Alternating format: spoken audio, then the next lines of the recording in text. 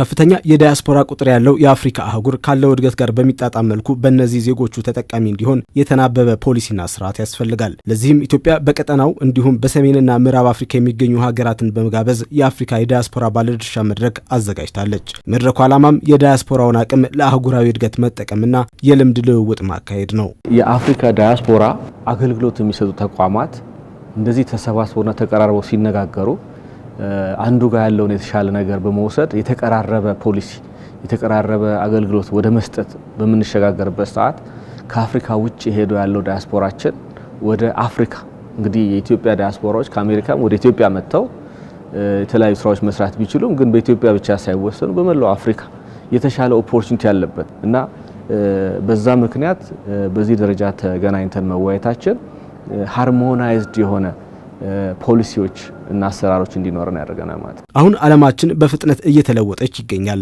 አፍሪካም ከዚህ ለውጥ ጋር ራሷን አስተካክላ እንድትጓዝ የዳያስፖራ አባላቱን በሚገባ መጠቀም ይኖርባታል። የዳያስፖራው ማህበረሰብም ከዚህ ቀደም የነበረውን ተሳትፎ በማሳደግ በተለያዩ ዘርፎች ላይ በስፋት እየተሳተፈ ይገኛል።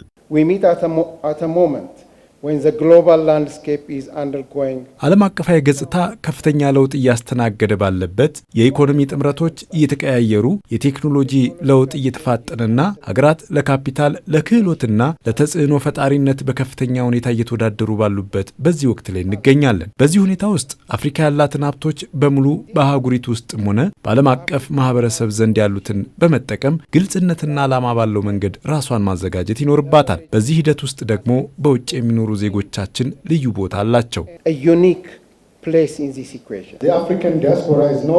የአፍሪካ ዳያስፖራ ከእንግዲህ ከሩቅ ሆኖ የሚታዘብ ተመልካች አይደለም። ይልቁንም ገንዘብ ከመላክ ባለፈ ስልታዊ አጋር ሆኗል። የዳያስፖራው ማህበረሰብ በኢንቨስትመንት፣ በቴክኖሎጂ ሽግግር፣ በፈጠራና በእውቀት ማመንጨት በኩል ከፍተኛ አስተዋጽኦ ያበረክታሉ። በፖሊሲ ጉዳዮች፣ በውይይቶች፣ በዲፕሎማሲና በባህላዊ ልውውጦች ላይ በንቃት ይሳተፋሉ። በዚህም ብዙ የኃይል ማዕከላት እየታዩባት ባለው ዓለም ውስጥ የአፍሪካ ድምጽ ተሰሚነትና ውሳኔ ሰጭነት ከጊዜ ወደ ጊዜ እንዲያድግና እንዲጎላ ያደርጋሉ።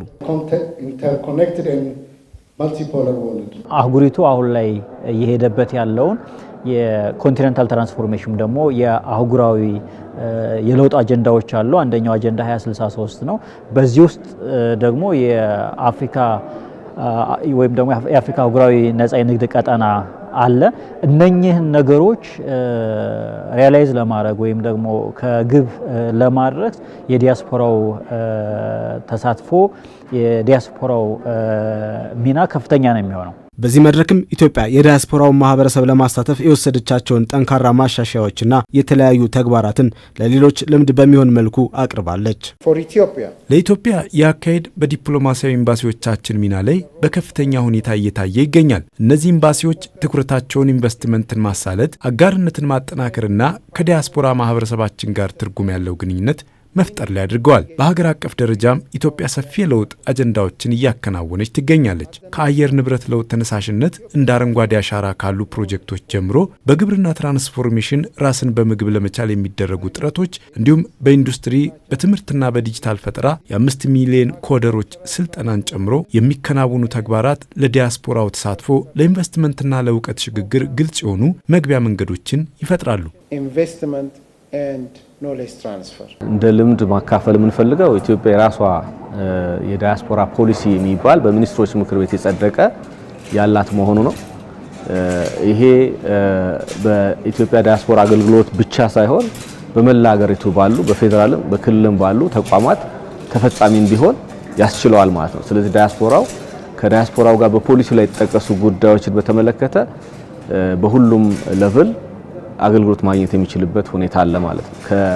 ከጉዞ ሰነድ ጀምሮ የመኖሪያ ፈቃድ እንዲሁም ኢንቨስትመንት ፈቃድ ለማውጣት የሚደረጉ ቅድመ ሁኔታዎች እንደማንኛውም ኢትዮጵያ እንዲቆጠርና በእነዚህ ሁሉ በነጻነት እንዲሳተፍ ያስችለዋል ማለት ነው። በመድረኩ የተጋበዙ የአፍሪካ ሀገራትም ልምዳቸውን ያካፈሉ ሲሆን ይህን የልምድ ልውውጥ ለመካፈል ኢትዮጵያ በመገኘታቸውም የተሰማቸውን ደስታ ገልጸዋል። እኛ እዚህ የተገኘነው ስለ ዲያስፖራው ማህበረሰብ አስፈላጊነት የካሜሩን አመለካከት ለማቅረብ ነው። ይህም ከመንግስትም ሆነ ከሲቪል ማህበረሰቡ አንጻር ያለውን እይታ ያካትታል። ስለዚህ የራሳችንን ተሞክሮ ለማካፈልና ከናንተም ለመማር እዚህ ተገኝተናል። ዲያስፖራውን በልማታችን ላይ ንቁ ተሳትፎ ማድረግ ብቻ ሳይሆን በዓለም አቀፍ ተሰሚነታችንም ጭምር ከፍተኛ ሚና ያለው ስልታዊ አጋር አድርገን እንቆጥረዋለን። በዚህ እይታ መሰረት ውይይትን የሚያጎለብቱ፣ ኢንቨስትመንትን የሚያበረታቱና የዲያስፖራውን ክህሎት የሚያስተዋውቁ ጠንካራ የአሰራር ማዕቀፎችን ለመገንባት ጥረታችንን እንቀጥላለን።